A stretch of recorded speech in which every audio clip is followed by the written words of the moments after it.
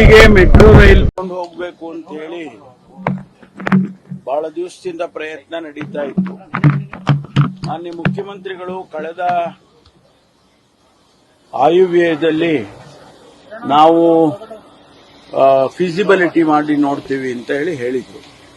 ಅದರಂತೆ ಸುಮಾರು 3.5 ಕೋಟಿ ರೂಪಾಯಿ ಖರ್ಚು ಮಾಡಿ ಹೈದರಾಬಾದ್ ಕಂಪನಿಯವರು ಫೀಸಿಬಿಲಿಟಿ ಸ್ಟಡಿಯನ್ನ ಮಾಡಿ ಸರ್ಕಾರಕ್ಕೆ ಕೊಟ್ಟಿದ್ರು. ಮಾಡಬಹುದು ಅನ್ನುವಂಥ ಅಂಶ ಅದರಲ್ಲಿ ಬಹಳ ಸ್ಟ್ರಾಂಗ್ ಆಗಿ ಕೊಟ್ಟಿದ್ರು.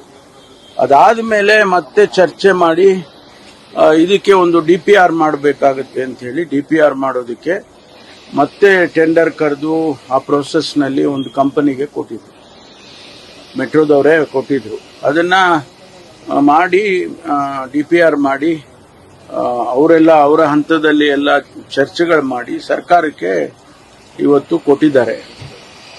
ಸರ್ಕಾರ ಅದನ್ನ PPP ಮಾಡೆಲ್ನಲ್ಲಿ ಮಾಡಬೇಕು ಅಂತ ಹೇಳಿ ಪ್ರಸ್ತಾವನೆಯನ್ನ ತಯಾರು ಮಾಡ್ತಾ ಇದ್ದಾರೆ. ಏನೋ 20,000 ಕೋಟಿ ಅಂದಾಜಿನಲ್ಲಿ ಮಾಡಿದ್ದಾರೆ.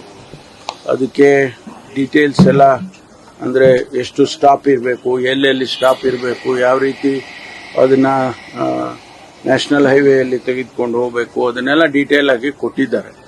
ಕ್ಯಾಬಿನೆಟ್ ಮುಂದೆ ಇಟ್ಟು ಮುಂದೆ ಏನ್ ಮಾಡಬೇಕು ಅಂತ ಹೇಳಿ ಎಕ್ಸ್ಪ್ರೆಷನ್ ಆಫ್ ಇಂಟ್ರೆಸ್ಟ್ಗಳನ್ನ ಕರೆದು ಟೆಂಡರ್ ಕರೆದು ಆ ಪ್ರೋಸೆಸ್ ಎಲ್ಲ ಚಾಲೂ ಆಗುತ್ತೆ. ಯಾರು ಕ್ವಾಲಿಫೈ ಆಗ್ತಾರೆ ಗೊತ್ತಿಲ್ಲ, ಯಾರು ಅಪ್ಲೈ ಮಾಡ್ತಾರೆ ಗೊತ್ತಿಲ್ಲ.